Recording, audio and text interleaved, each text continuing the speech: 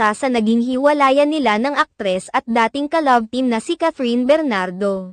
Kaagad na nilinaw ng kapamilya actor na si Daniel Padilla ang dahilan ng kanyang pagmumura habang kumakanta sa kamakailang birthday celebration niya sa Tanawan, Batangas.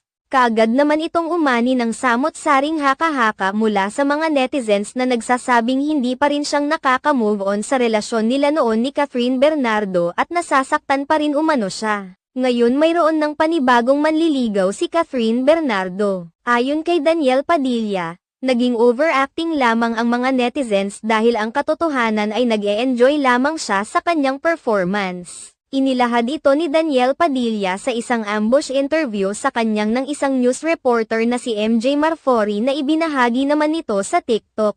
Bago tumalikod ang aktor ay may pahabol pa siyang mensahe sa Relax. Tila nagpahiwatig rito ang aktor na si Daniel Padilla.